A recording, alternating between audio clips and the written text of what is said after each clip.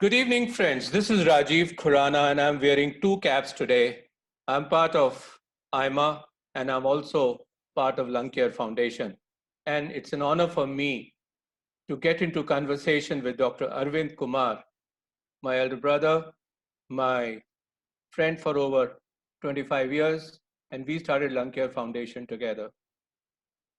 Well, had this little minor micro thing which nobody has seen properly except under the microscope was not there, we wouldn't be doing this.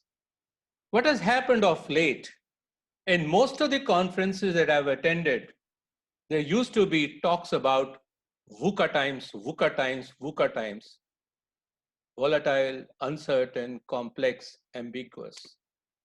Now, where is this VUCA time? This is an absolute turbulent time. In conferences after conferences during the last many years, we have heard the gala success stories of China. And today, the entire world is frowning at China. We talk about people in a very high pitch, like an expert. And today, we are questioning the very impact of these experts because, by definition, an expert is someone who's an expert of the past and not an expert of the future. The kind of turbulence our generation has seen, nobody has ever seen before. Nobody may not see it also. So, where are we heading towards? What is happening on the medical part? What is going to happen for the individuals? What is going to happen for the corporates? Today, in a very short conversation with Dr. Arvind Kumar, we shall be deliberating that. We have approximately 1 hour, where in the first initial 30 minutes, I'll be asking few questions on your behalf to Dr. Arvind Kumar. And while I'm asking him questions, you can also start putting your questions in the chat box so that my team could pick up those questions and share those questions with me through WhatsApp so that I can pick up your questions also and ask Dr. Arvind Kumar these questions. A lot of discussions have been happening on Corona, and therefore, the questions which were valid 10 days, 15 days back, perhaps I may not ask those questions. The questions which are relevant today, the questions which may come up in the next few days, because every 2-3 days situations are changing, we will try to delve into that. This entire program is actually the product of a very large dedicated team from IMA, namely Rekha Sethi, Sanjay Grover, and I must name all these people because they've really slogged hard in terms of creating this discussion and conversation. Praveer Dash, Anubhav Sehgal, Ashwini Chopra, Shubham Pandey, and Shalini Ahuja. And I'm also assisted by Abhishek Kumar and Hamid Rahman from Lung Care Foundation to put this conversation together.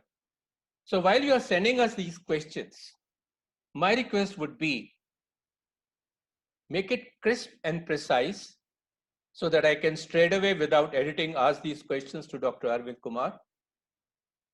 I may not be in a position to name all the people who have asked questions. There is a probability that I may club few questions together. So we should be more concerned in terms of our questions getting answered in terms of hearing our own names. So pardon me if I'm not able to take your names during these conversations. So Dr. Arvind,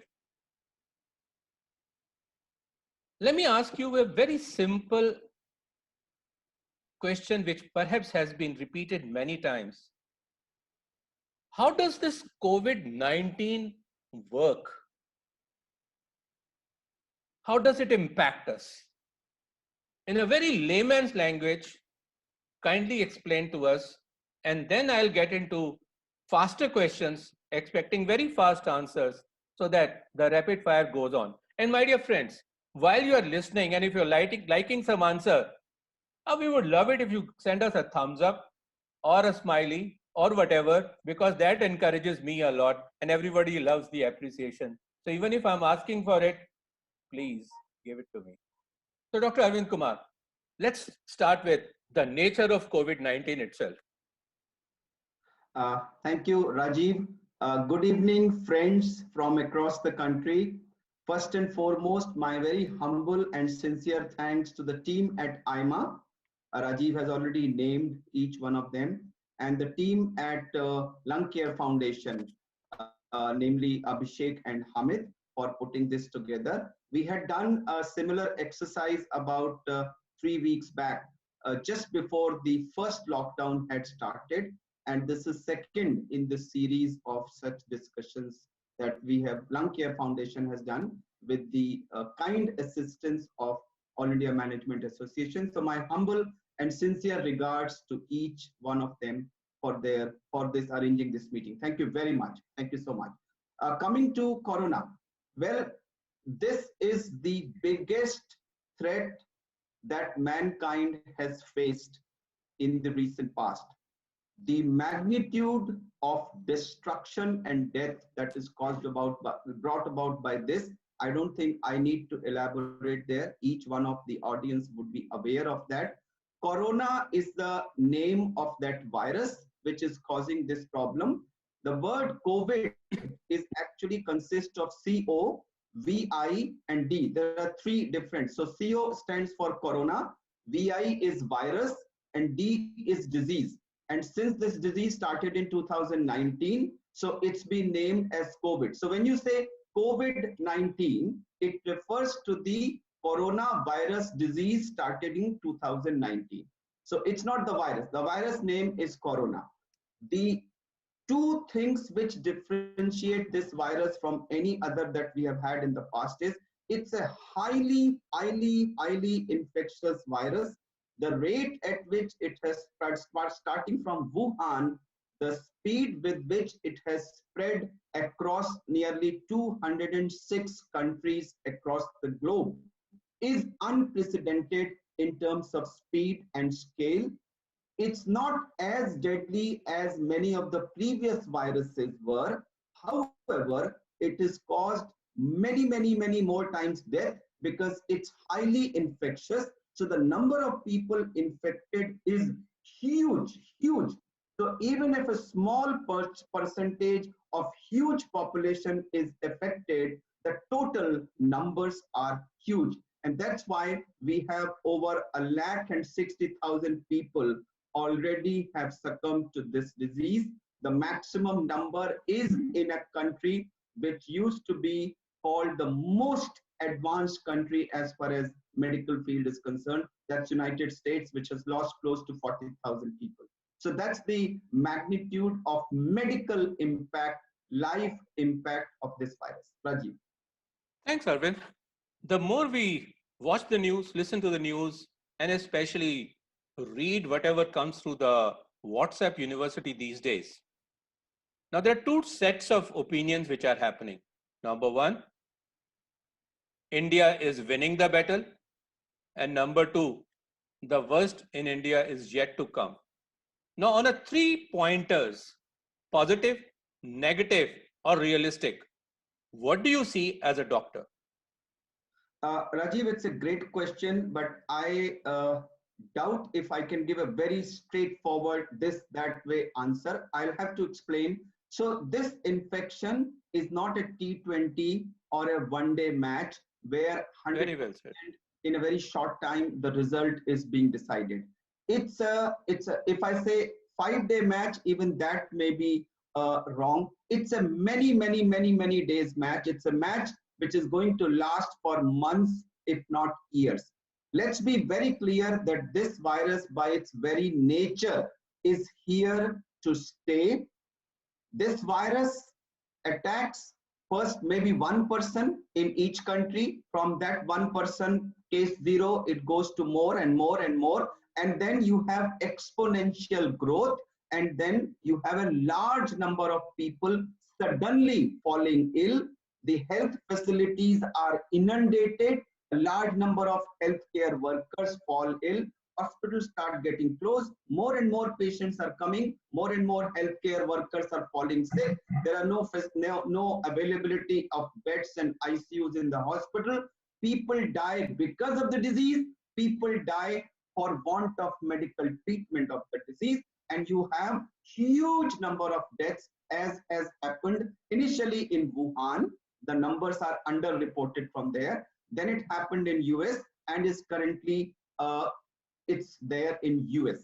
Now, we were also faced with a similar situation around the third week of March. Between 15th to 20th of March, our numbers were increasing, almost doubling every 2 days.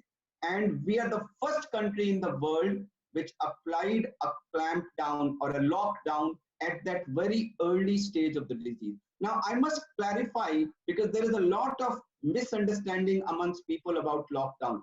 Lockdown is not a cure for virus. You don't do anything to the virus.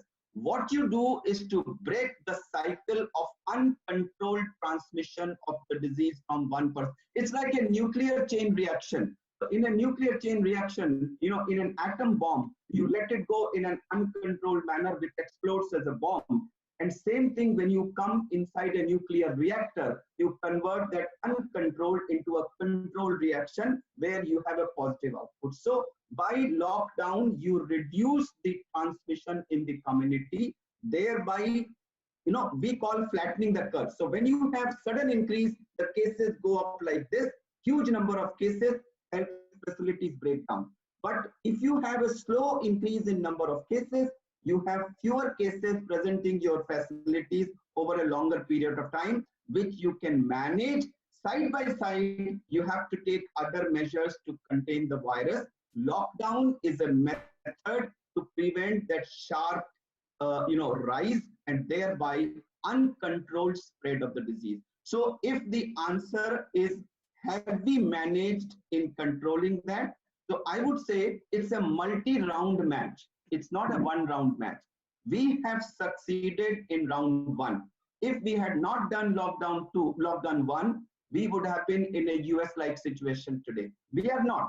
But are we out of the woods? The answer is a big no. There are cities like Mumbai, Delhi, Jaipur, Indore, and some other cities where the disease is literally exploding. There are areas which are cold, about 300 districts where there is no disease, but there are areas where it's exploding.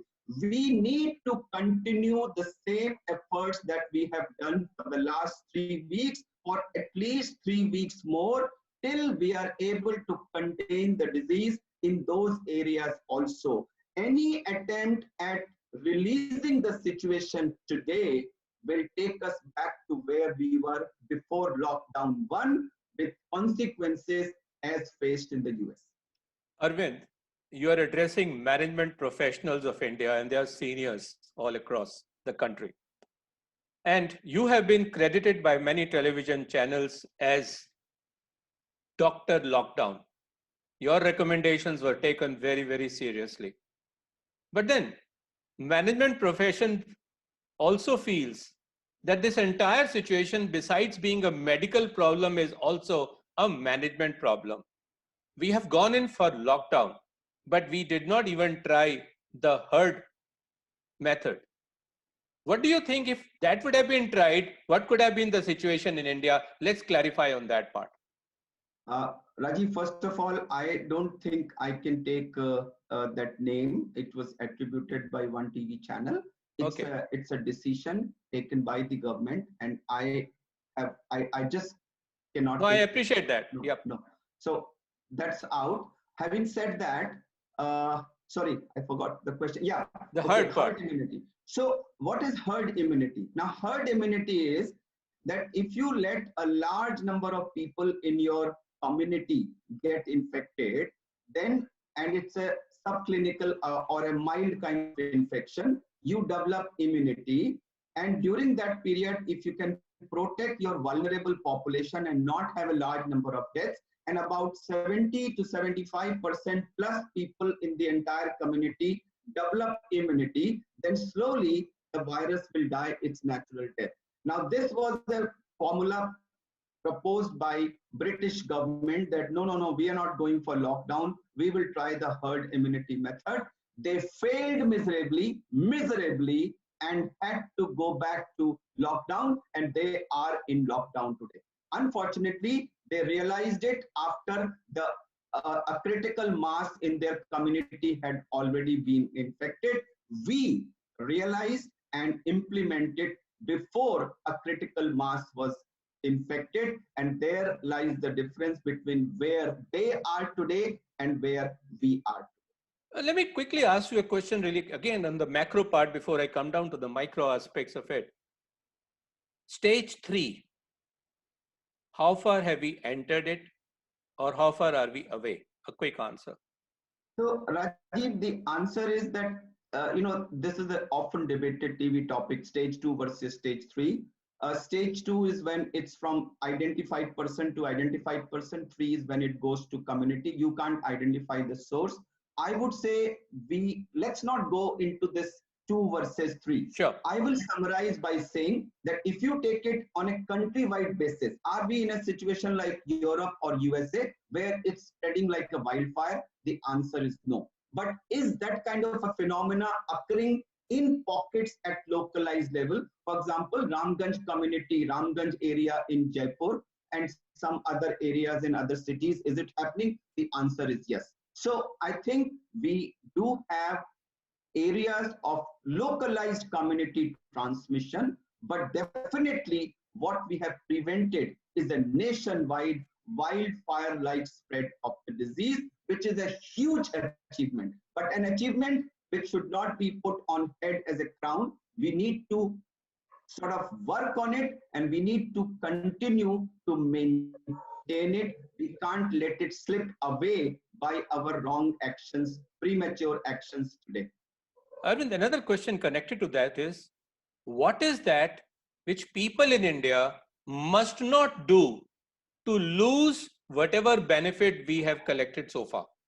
So Rajiv, the benefit has happened because we have I would say 99% of the population, the people that you have seen on TV channels, if you take the numbers, if you divide it by 130 crore population, the number will not even be 1%.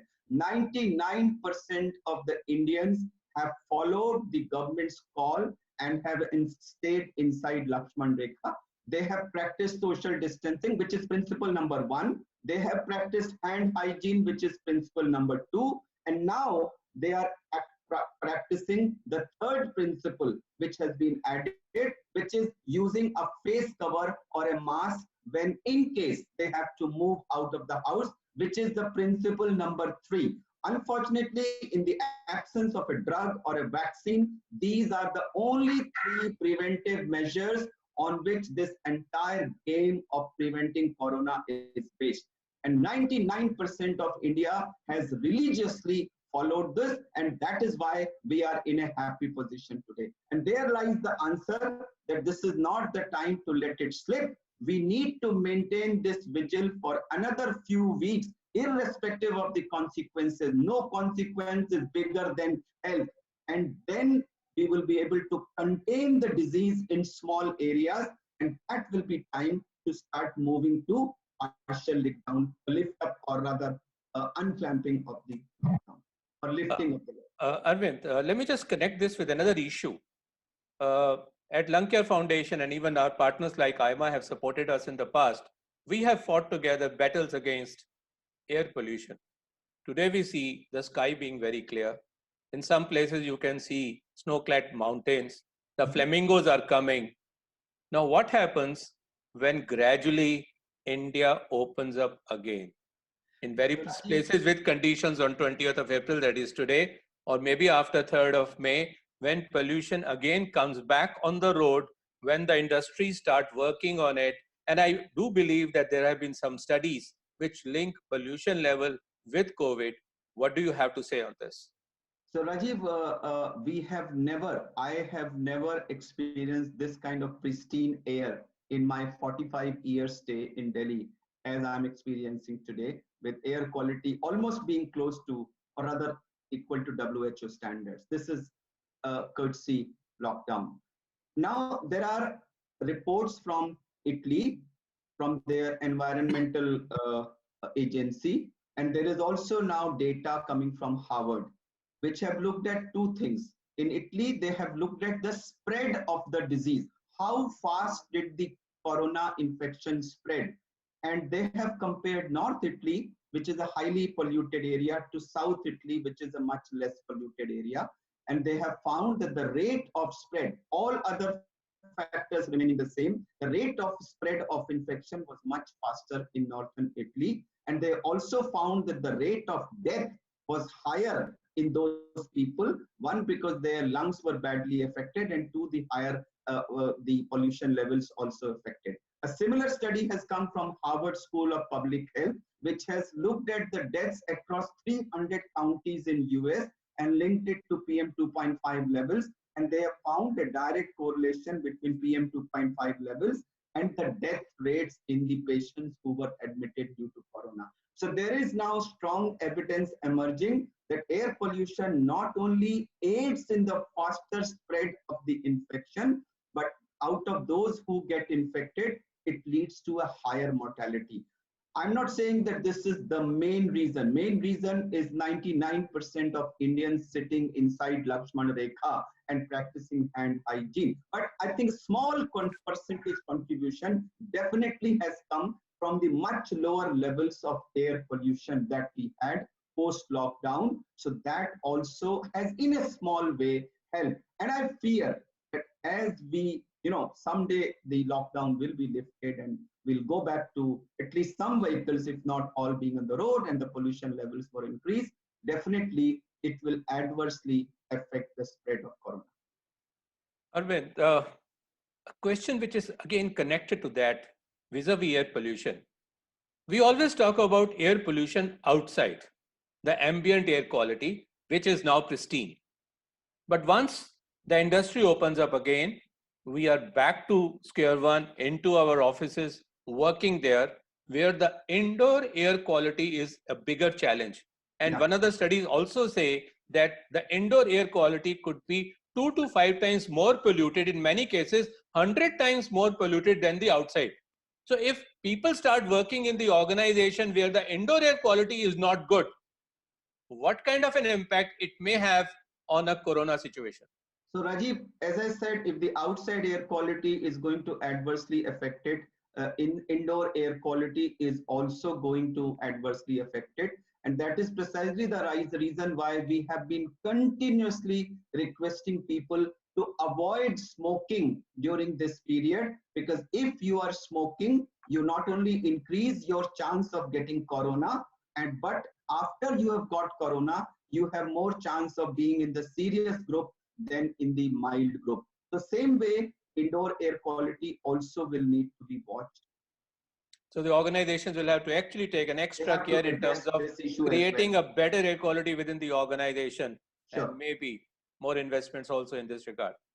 Now coming back, we've been talking in terms of mutation of the virus, and people keep saying that the virus keeps changing its own nature, color, etc., whatever.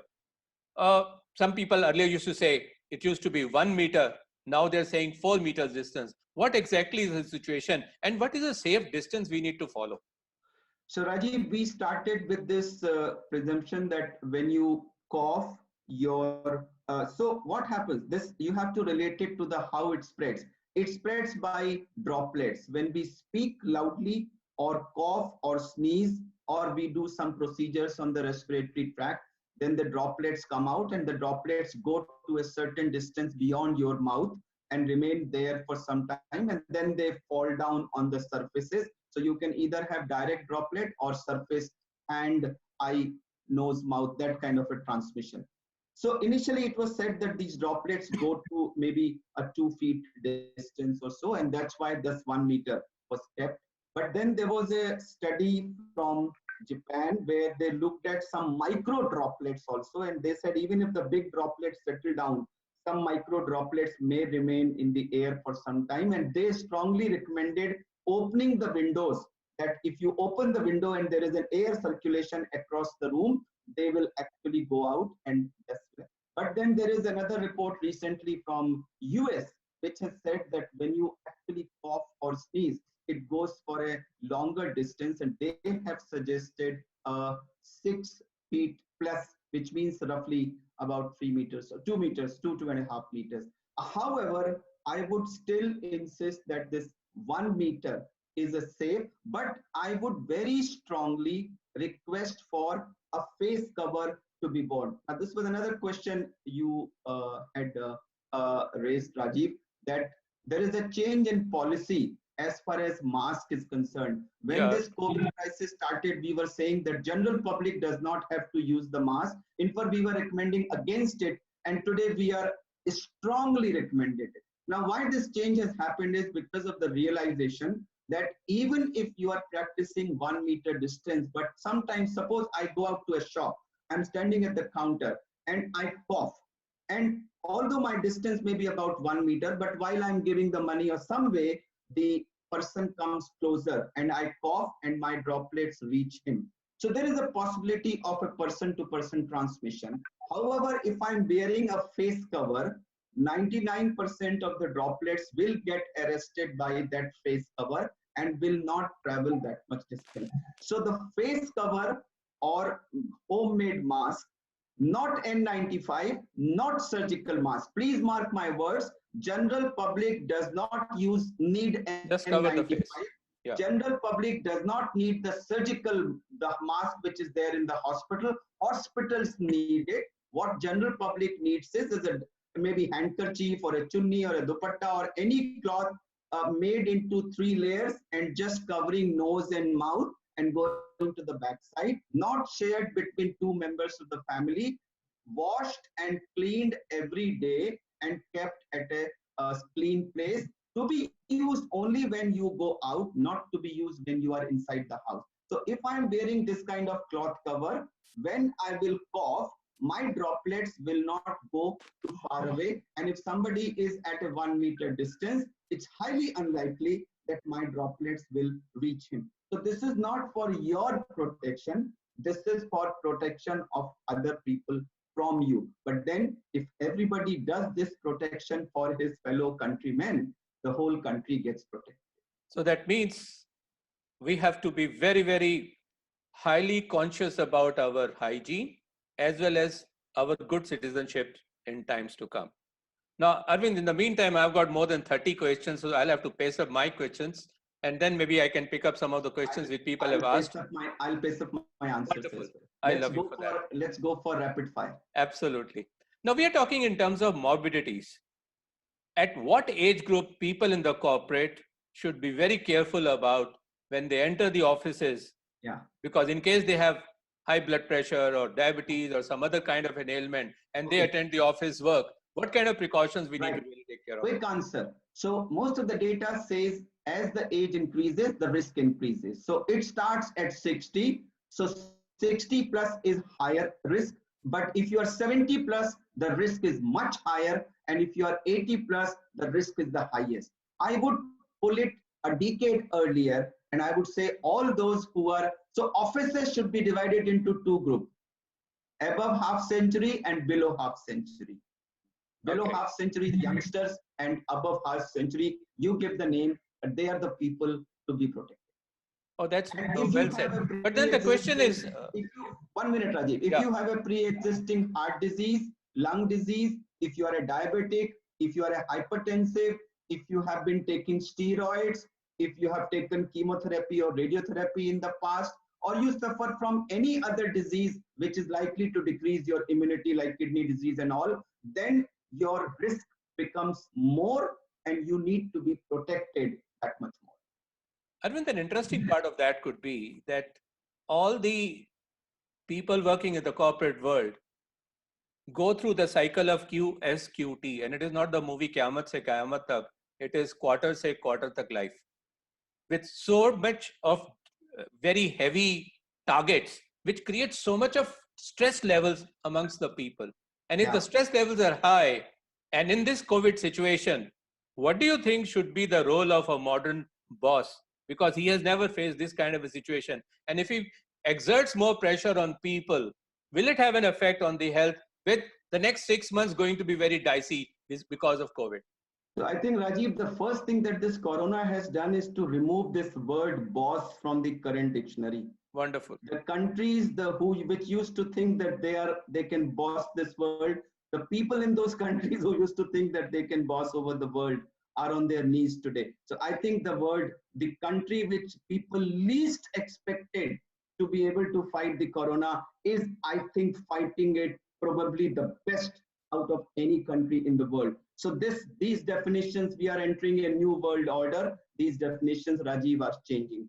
So, however, let's say instead of boss, I would say the chief of that Sure. company. So, the higher in responsibility you are, the more will be the pressure on you for looking after the interests of the company, and also I will say looking after the interest of the family. I would say instead of using the word employees, I will say family members in the office, and their health is dependent on him. But to keep their health good, he has to first keep his health good. And the worst thing he can do to himself is to be stressed out, because if you are stressed out, you burn your being stressed. Remember, I'll give you an example which will keep you alert always. Being stressed is like driving your car in first gear. Oh, Being stressed is like driving your car in first gear. Imagine driving your car for 6 hours in first gear. What will happen to the engine? The same thing will happen to your body. And if you are relaxed, it's like being in the top gear. Your engine is at the best efficient. So please don't be stressed and don't make others stressed. That's the first thing I would say for the post lockdown office scenario. Rajiv. you have given enough food for thought for the trainers who are watching this program. And I'm sure Sanjay Grover is also making a lot of mental notes in terms of what kind of a themes could be there once the lockdown opens up, and in the next 6 months to 1 year, what kind of issues the corporates will have to actually face. And incidentally, I must say, yesterday I started an online research, and a lot of couple of hundred people have already responded.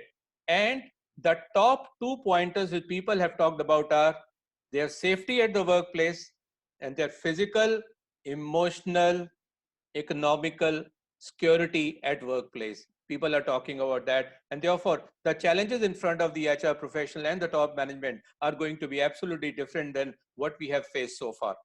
Coming Yeah, back, Arvind, now let us presume that in May, offices start opening up. yeah, Now, there would be issues relating to the entry and exit of people, yeah, how people sit, what kind of air is given. We have already talked about it. Thirdly, yeah, if they eat, where do they eat? How do they eat?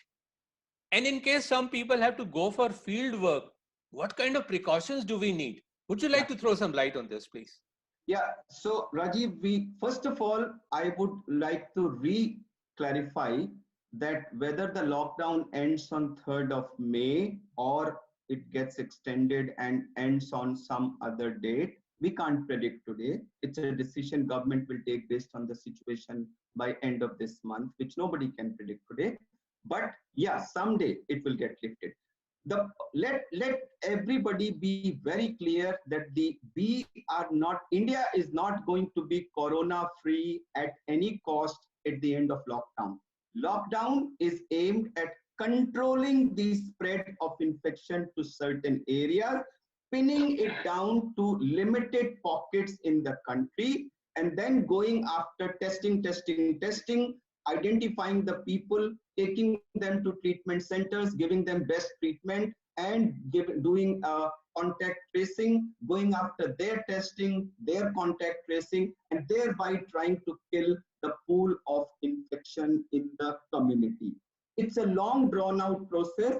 If anyone thinks that this process is ending in May, he's mistaken. No country in the world is predicting that this battle will end soon. Let me clarify, vaccine is at least a year away, at least a year away. Out of all the medicines which have been propagated, A, B, C, D, E, F, G, none of them is going to be proved to be a wonder drug in at least coming days or weeks or months. So we are going to continue to have 3 most effective weapons against this virus. Number one, maintaining a distance so that we don't infect each other. Number two, washing our hands frequently so that we don't infect ourselves. And number three, having a face mask 100% of the time outside of your house so that you are safe for other people. These three principles will be the foundation on which next few months of the whole world will rest.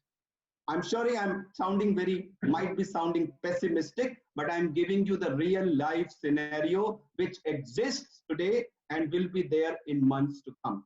So at the entry, you would have to have a thermal scanner so that anyone who's having a fever kind of a situation is immediately caught there. And caught means is detected there and can be prevented from coming to office. He should go for testing. Voluntarily, anyone who's developing an influenza-like illness will have to volunteer and will need to be tested. When you are inside the office, you will have to take measures that you maintain that 1 meter distance at whatever cost. So therefore, I don't foresee a situation where any company will be able to allow 100% of its workforce to come back to office.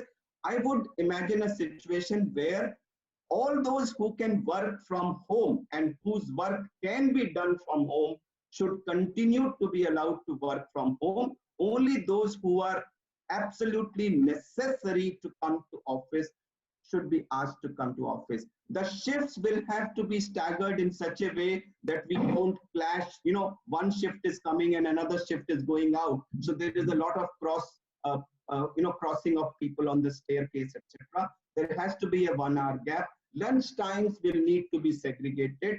The meetings will need to be kept to minimum. More and more work will need to be done in a digital format like this, which I think has proved to be an equally Boom, yes. It's just a question of, changing our mindset. Earlier, these kind of meetings, we have gone, Rajiv, across the country and addressed our friends. But today we are equally comfortable addressing them here from the comforts of our home. So we need to change our attitudes, lot of unlearning, lot of relearning, but there will be a huge change in the way offices will be run in the times to come. The travel will become almost a thing of the past. So, we used to have these conferences where hundreds and thousands of people used to come. Those things, at least for a few months to come, till such time that we find an effective vaccine. And that time is at least a year away. Till that time, all those things will be a thing of the past. So here we have Dr. Arvind Kumar answering to my question. It's time now for me to take up questions from the people. I have many more questions, but then the time's running out. So therefore, I'm going to pick up some of the questions which my friends have sent me. And in case you have liked the answers given by Arvind Kumar, why don't you give him a thumbs up in the meantime? Send him a smiley, please. Even if you send it to me, I'll love that. Can I say a few sentences? Yeah. Actually, I might have sounded very pessimistic, and I actually see a lot of anxiety on the faces of a lot of our esteemed. No, rest assured, management professionals by face look very serious. Don't worry about that part. So they may give me a smile at the moment because we ask them to smile, but they are generally very serious. Okay, don't worry about that part. I wish to reassure friends from across the country that it's a serious matter, but it's not a matter where we should be too stressed. This too shall pass. Absolutely. And we have to let me say there are a few things that we must clarify today. What is and a lot of people may differ with my analogy, and I'm being very down to earth and practical. What is the need of the hour? Maybe if somebody was to ask me, Arvind, how would you imagine India 3 months from now? For me, the most important issue is 3 months from now, I want to see each one of the 130 crore of my fellow countrymen to be very much there. Absolutely. On the stand. Absolutely. The last thing I want to see in this world is 40,000 of the countrymen, succumbing to this disease as has happened in US. Now, tell me, is there any price which can be too big to pay for saving lives? If there is a factory which is closed, if all the workers and the management is alive and healthy and kicking, tell me which factory on this earth cannot be restarted? Absolutely. 65% of the population of the country is under 35, Rajiv. There Yeah, is going to be a shift of lot of investment from certain areas to our country. The whole world today is looking at India model of managing this huge deadly disease, where established models of healthcare have failed, and this doubtful model of healthcare is still running up and about. So we are creating a new world order. We are creating a new model for the world. As a doctor, for me, the need of the hour is for 1,300 million people to be alive.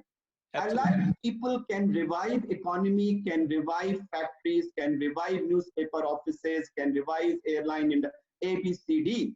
Dead people cannot revive economy.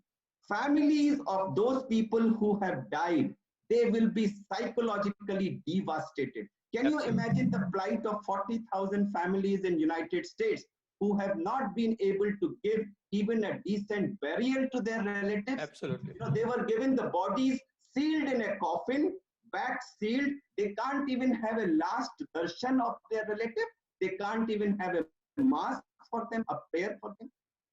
We are saved of all this. So I would humbly appeal to my friends across the country, being alive at the end of this war is the need of the hour, and no price is too big to pay for that. Wonderful, Arvind. So here you were. The leaders have to lead with empathy.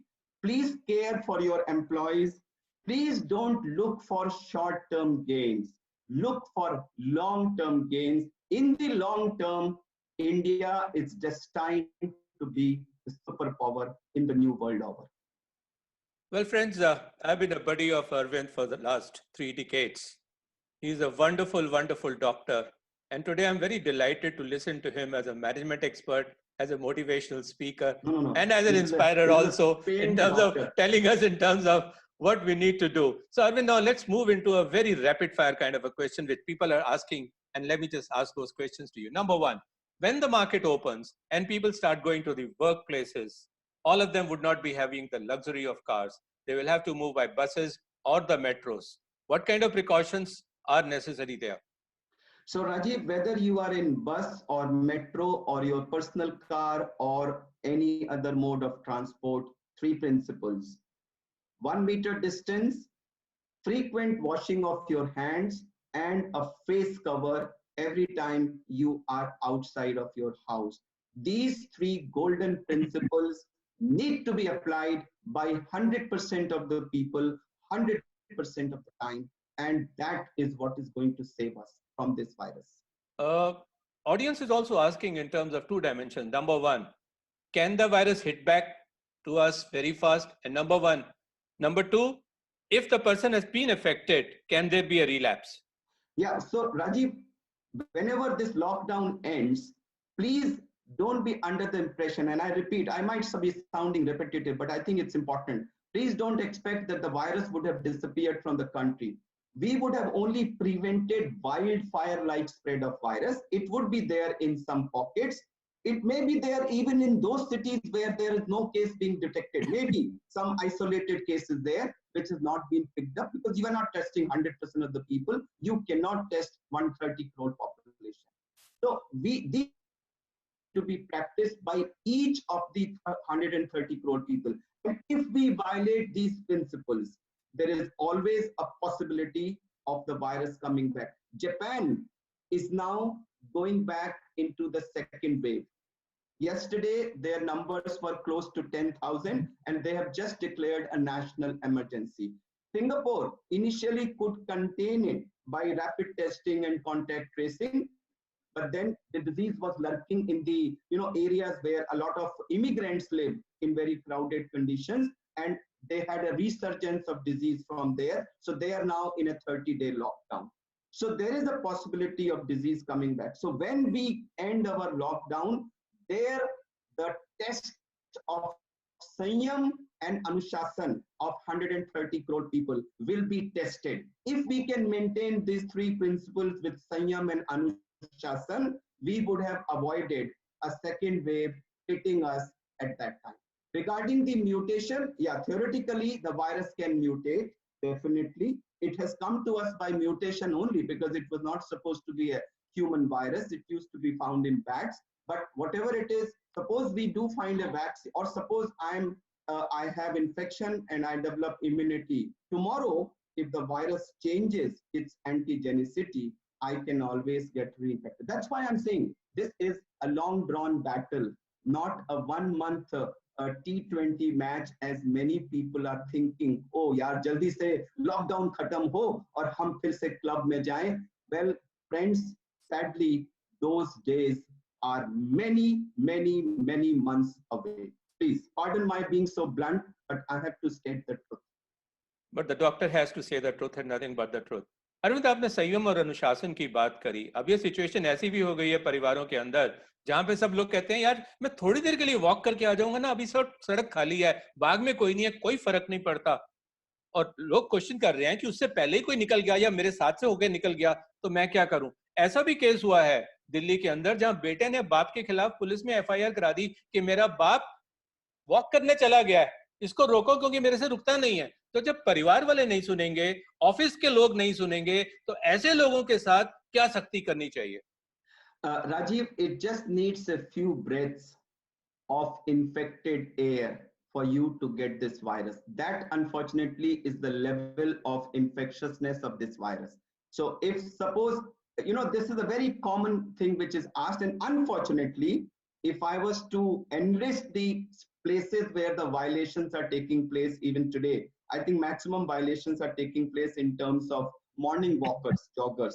So suppose somebody has passed just a few minutes before you and he has coughed and he was infected. And mind you, for being infected, you don't have to be symptomatic. Be clear. Yesterday, 90% of those cases which were detected positive in Delhi, 90% of them had no symptoms. They were just randomly selected people and they turned out to be positive, about 80 odd people. Most of them were symptom-free, asymptomatic. So some normal looking person passes by, he coughs, but he's infected, he puts out some viruses, you happen to pass next to him, you inhale, and it goes inside. So my request again is, Lakshman Rekha is the Lakshman Rekha. Sita ji crossed that Lakshman Rekha only for a few seconds, and what happened thereafter. But Arvind, इसके साथ में एक बड़ी important बात ये भी उभर कर आती है कि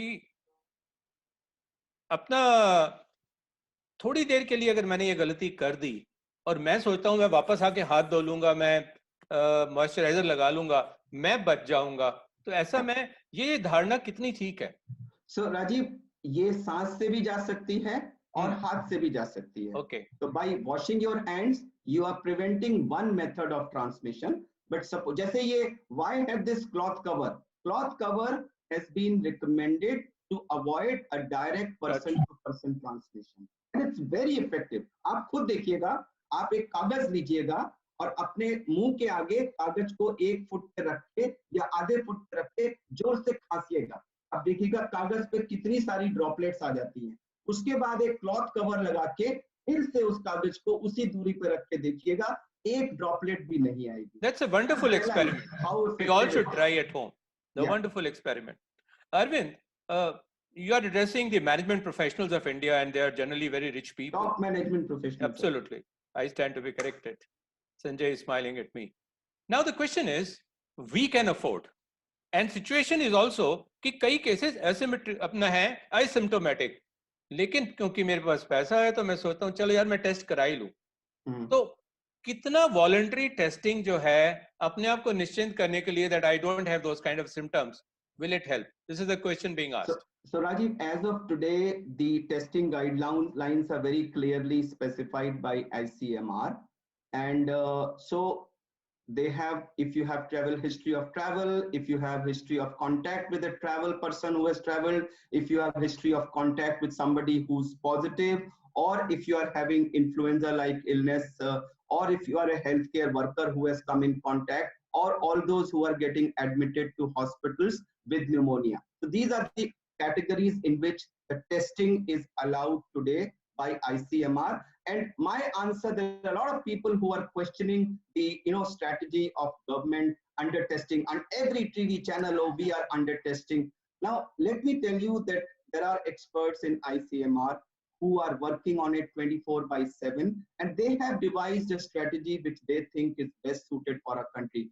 I heard Dr. Ganga Khedkar today morning, and he said that for every test that we are finding to be positive, we are testing 25 negatives. So if we test 26 people, we are finding one positive, whereas US is finding one positive in 11, and rest of the country are finding one positive out of less than 10. So that was his way of telling that no, we are not under testing.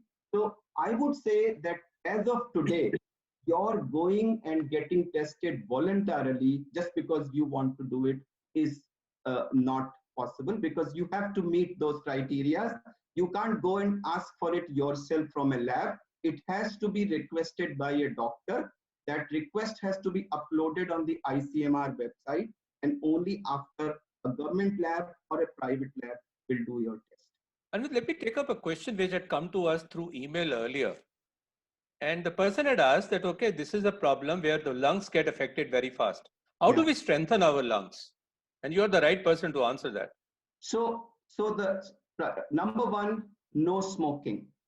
Even if you are a smoker, please use this golden opportunity of being with your family to kick that smoke, kick that habit. You would have done wonders to your future. That's number one, which is the worst thing. After that, there are a lot of exercises. So I would recommend, Kapal Bharti, Anulom Vilom, simple breathing exercises. So I would say, if you just look at me, I would say you take a deep breath in, deep, as deep as you can, and hold it. Don't release.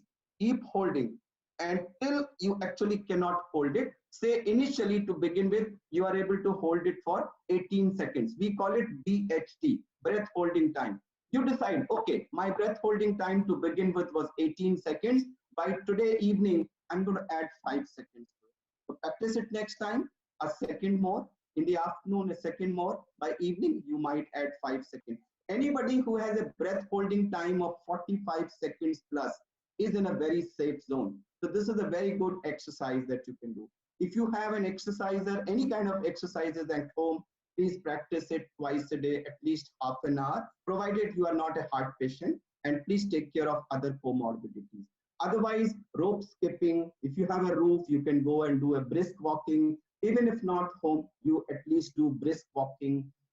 Some kind of physical activity is needed. But if you are in a small place and no physical activity can be permitted, then sitting and doing this breath holding, increasing your breath holding time by a few seconds, maybe a second or two per day, by the end of lockdown, you would have done great benefit to your lungs. Wonderful, Arvind. What Dr. Arvind has said is, these exercises can strengthen your lungs, but this is not a cure against corona. Not at all, not at all. Number two, this is the time to dust off all the dust which has settled on your machines that you bought as exercisers and start using them. Of course, don't take the risk. If you have some kind of an ailment, consult your doctors. Heart patients should be careful. Yeah, please Absolutely. check your background medications and all. And then there are also a lot of myths. Just one more thing. Sure. Eat well. Well does not mean that you overeat. Somebody said that by the time the lockdown ends, I may not be able to exit from my main door. This was fun. So don't overeat. Please see to it that you don't gain weight.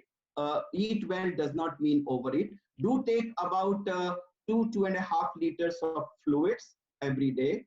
Avoid excess of alcohol. No smoking. And please do practice relaxation exercises.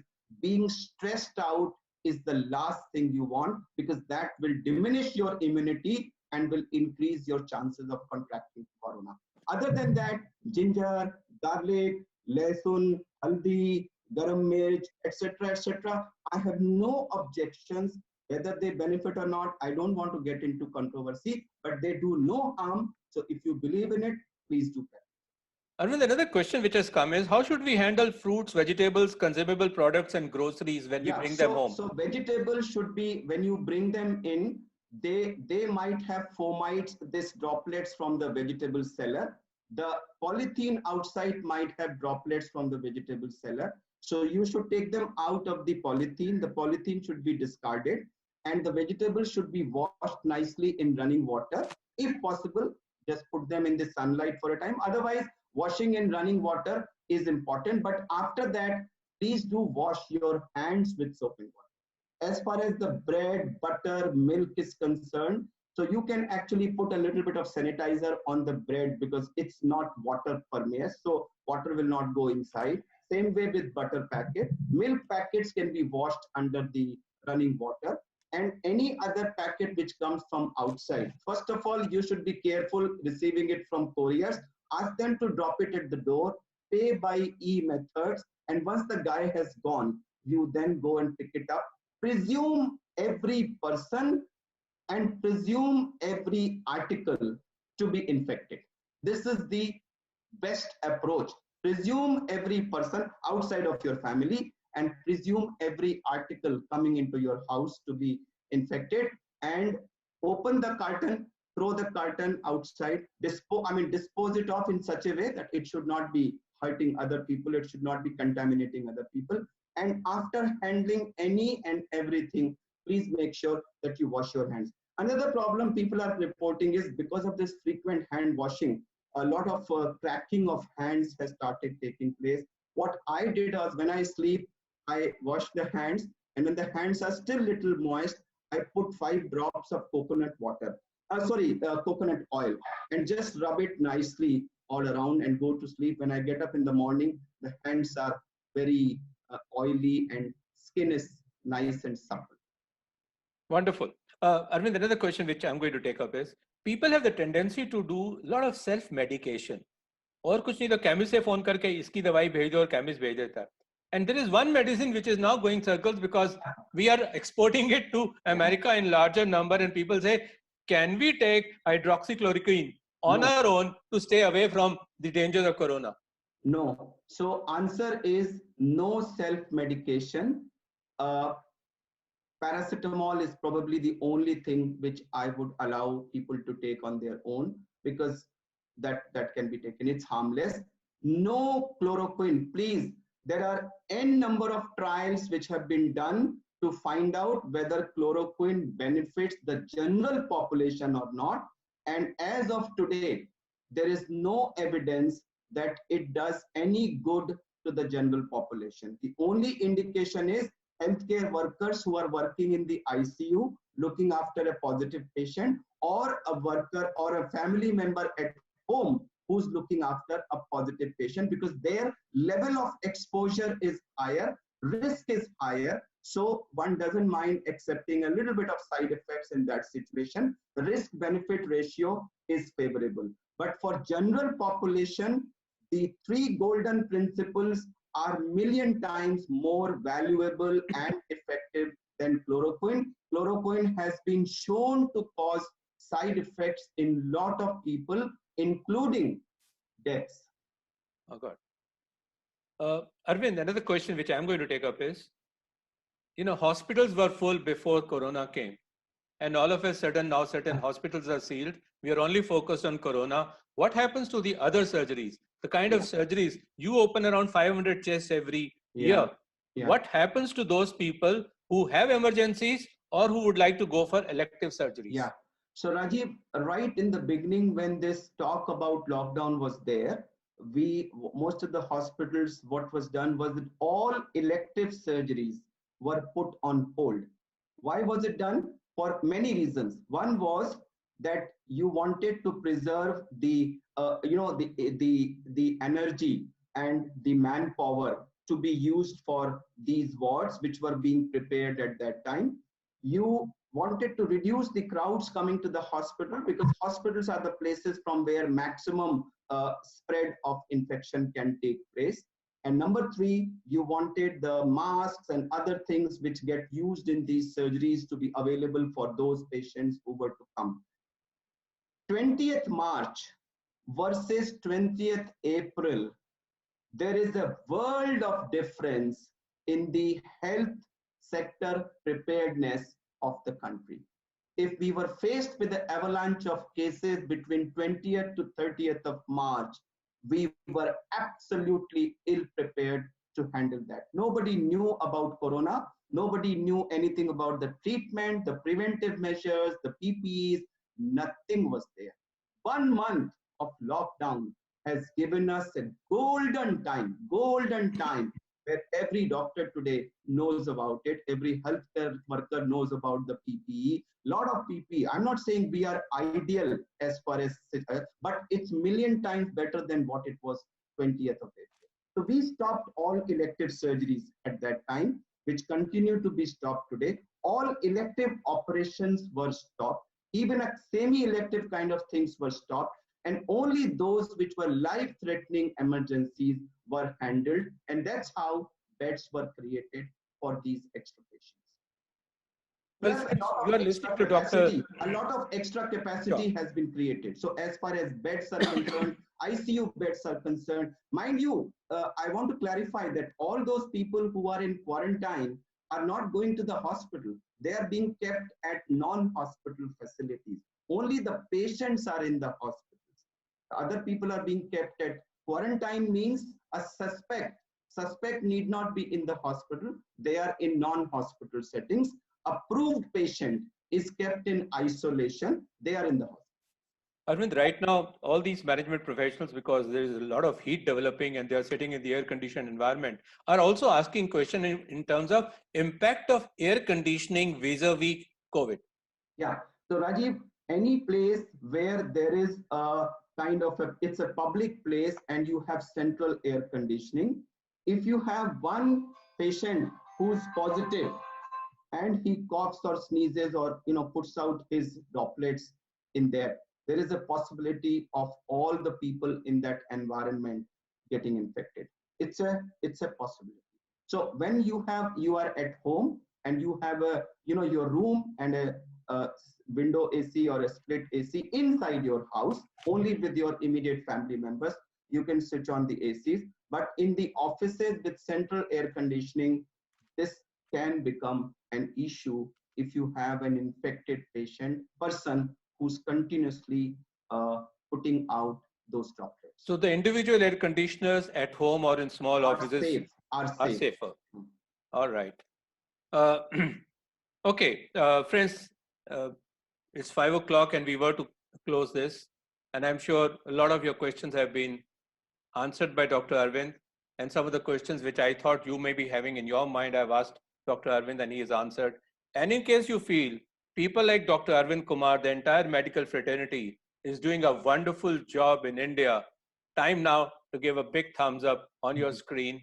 Show the thumbs up, clap for them, encourage them. हमने बहुत घंटियां बजाई हैं, आज जरा thumbs up भी दिखा देते हैं on Facebook, on WhatsApp. This has been a wonderful time talking to Dr. Arvind Kumar. We are looking in terms of a different kind of a scenario. The entire world invested very heavily into armaments to fight with each other. And today we are sitting together to fight with something which we really cannot see. Chanakya ने कहा था, अगर दुश्मन अदृश्य हो तो छिप जाना बेहतर है. और डॉक्टर अरविंद हमेशा से ये कहे हैं, घर में रहिए, स्टे होम, स्टे सेफ, ताकि आप लोग बच सकें. और मैं आखिरी शब्द डॉक्टर अरविंद कुमार से रिक्वेस्ट करूंगा, अगर मैंने कुछ सवाल नहीं करे, then he may add to that, and then we'll be concluding this session. Over to Dr. Rajiv, while you were praising the medical community, I wanted to take this opportunity and express the heartfelt gratitude of the entire country for what I call the first line warriors. Rajiv, we are in the hospital setting. Please spare a moment for our police personnel. Please spare a moment for our municipal karamcharis and healthcare workers from the municipalities who go to the lanes and by lanes of the country, the mohallas, the inside, sometimes they get beaten up, sometimes they get spit upon, sometimes they get scolded, and they are at the front line. I would like that they are the first line warriors. Absolutely. When somebody crosses them, then they reach hospitals and they come under our care. So I would like, hands to be raised for our police people, Absolutely. for our kirana store people, for all those little unknown faces who have kept the wheels moving, so that we didn't go thirsty, we didn't go hungry, we got our milk and bread and butter. So this has been a lovely, unimaginably wonderful experience, Rajiv, where 130 crore people under a very, very powerful and dynamic leadership have stood like a country and really tried hard to beat Corona. Till now, we have won round one. But friends, there are many, many, many rounds to go. And we need to be equally vigilant in each of the ensuing rounds to win the final battle. But I'm very sure that one day we shall win. Absolutely. Thank you very much. Absolutely. And thank you very much for all the participants to joining us, staying till the very end, asking so many questions. I had clubbed many questions together. I couldn't have taken the names because the time was pretty short, but I hope I've been in a position to actually cover most of the queries that you would be having. In case you still have some questions, do send us through email in the address provided, and I'll ensure that from Lung Care Foundation, we will give an answer or we'll do some recordings and post it on to you. Thank you very much. I can't say shake hands. Namaste to all of you. Let the spirit of India be very strong, and we all must stay home, stay safe. God bless us all. Thank you very much. Bye.